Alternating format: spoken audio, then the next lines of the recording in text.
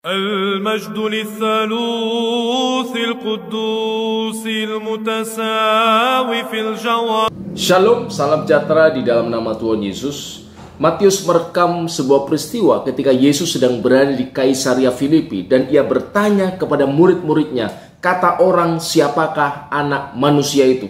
Dan dikisahkan di dalam Injil Matius, murid-muridnya menjawab, ada yang berkata Yohanes Pembaptis, ada juga yang mengatakan Elia, ada yang berkata Yeremia atau salah seorang dari para nabi. Nah, kemudian Yesus bertanya kepada muridnya, menurut kamu siapakah aku?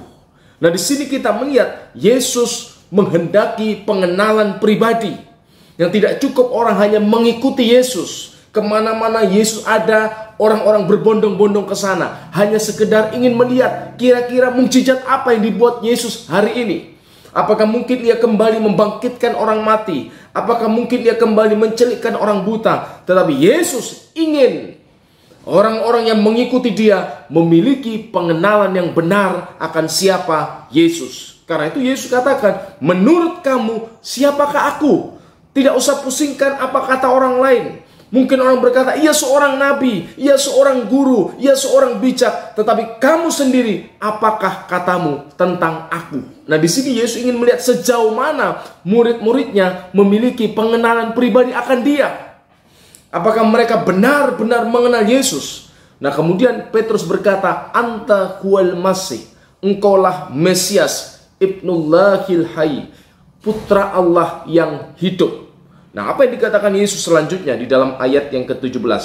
Kata Yesus kepadanya, berbahagialah engkau Simon bin Yunus, sebab bukan manusia yang menyatakan itu kepadamu, melainkan Bapakku yang di surga. Nah, di sini ada kebenaran rohani yang begitu dalam, begitu luar biasa terkait doktrin, ajaran, prinsip di dalam iman Kristen yang harus diketahui oleh setiap orang percaya. Yang pertama, pengenalan pribadi itu datang dari Allah. Pewahyuan itu bukan datang dari pemikiran intelektual manusia, karena manusia yang sudah jatuh di dalam dosa, dalam keberadaannya itu tidak mampu mengenal Allah secara utuh, tidak mampu mengenal siapa Yesus secara utuh kalau bukan pewahyuan yang datang dari atas. Karena itu Yesus katakan, Bapa yang menyatakan itu kepadamu, Petrus. Dengan lain kata, pewahyuan, pengertian akan siapa Yesus itu datang dari Allah, bukan datang dari manusia, bukan datang dari Petrus, bukan datang dari hal-hal yang lain yang memang terbatas dalam memandang Yesus. Seperti orang Yahudi, walaupun Yesus sudah mengadakan mukjizat, Yesus sudah mengajar tentang kebenaran, mereka tidak mampu memandang dia sebagaimana adanya Yesus sebagai sang firman yang menjadi manusia. Nah, di sini kita lihat prinsip yang pertama, bahwa pengenalan akan siapa Yesus itu datang dari pewahyuan ilahi.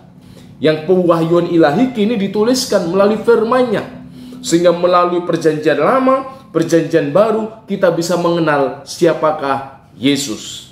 Yang kedua dikatakan Anta huwal Masih, engkaulah Mesias, Ibnullahil Hayy, Putra Allah yang hidup. Nah, Mesias Al-Masih artinya pribadi yang ditetapkan, pribadi yang sudah ditetapkan untuk sebuah tugas khusus, yakni menjadi juru selamat. Berarti kalau engkaulah Mesias itu, berarti engkaulah satu-satunya sang juru selamat seperti yang sudah ditetapkan, dinubuatkan dalam kitab para nabi.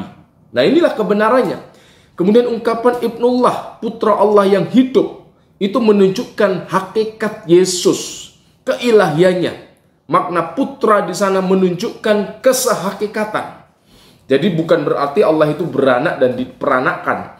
Tidak ada keyakinan primitif semacam itu dalam iman Kristen. Orang Yahudi sudah mengerti makna ungkapan anak Allah itu tidak bermakna biologis, tetapi makna spiritual, ada makna rohani. Seperti dinyatakan dalam Yohanes 1:18, tetapi putra tunggal Bapa, ya kan, yang satu-satunya dari Allah, itu menunjukkan kesehakikatan. Karena itu kalau kita lihat di dalam kitab ini yang berjudul Idza kanal Masih ilahan fa kaifa hubila bihi wa wulida.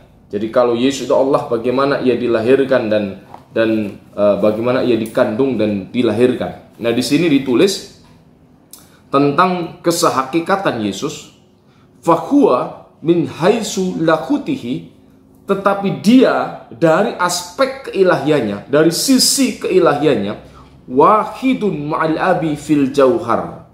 Dia satu, wahid, ya kan? Ma'al abi, satu bersama Bapa fil jauhar, dalam hakikatnya. Maknanya apa? Yesus adalah kalimatullah, firman, hikmat ilahi yang satu berdiam di dalam diri Allah. Jadi ungkapan anta huwal masih, engkaulah Mesias, ibnullahil wahid, putra Allah yang tunggal atau putra Allah yang hidup, itu menunjukkan keilahian Yesus. Siapakah Mesias itu? Mesias itu ilahi.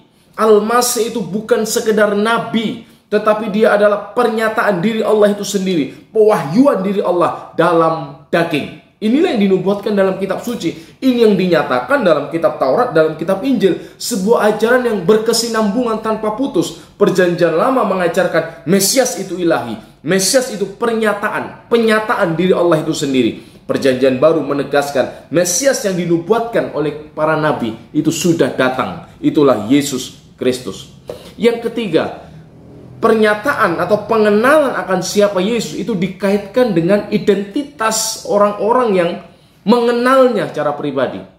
Maknanya apa? Dikatakan di dalam ayat 18, dan aku pun berkata kepadamu, engkau adalah Petrus, dan di atas batu karang ini aku akan mendirikan jemaatku, dan alam maut tidak akan menguasainya. Nah, di atas pengakuan akan kemesiasan Yesus, dia Mesias yang ilahi, itulah berkaitan dengan identitas orang-orang yang mengakui dan menerima kemesiasannya. Mereka adalah gerejanya, orang-orang yang dipanggil keluar dari gelap menuju terang. Jadi gereja itu kan memang bukan bangunan fisiknya, tetapi orang percaya, orang-orang yang dipanggil keluar dari gelap menuju terang, orang-orang yang dulu binasa tetapi menerima hidup, orang-orang yang dulu berada di bawah kutuk sekarang berada di bawah berkat blessing Allah.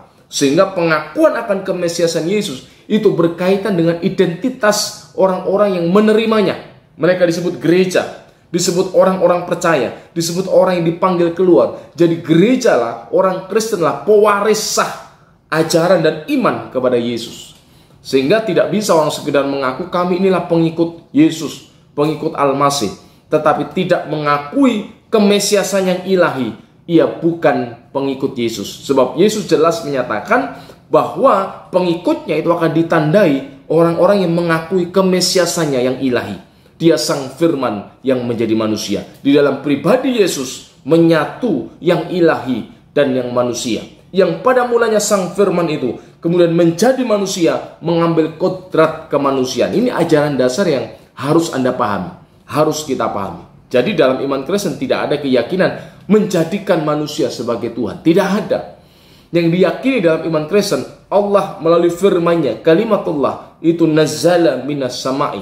Ia telah nusul dari surga dan menjadi manusia. Karena itu pentingnya pengenalan akan Yesus. Sudahkah Anda mengenal Yesus? Bukan hanya kata orang, tetapi menurut engkau, siapakah aku? Nah, pengenalan ini bersumber dari Alkitab Perjanjian Lama dan Perjanjian Baru sebagai pernyataan Allah yang valid, yang bisa dipercaya tentang siapa Yesus, sang firman yang menjadi manusia.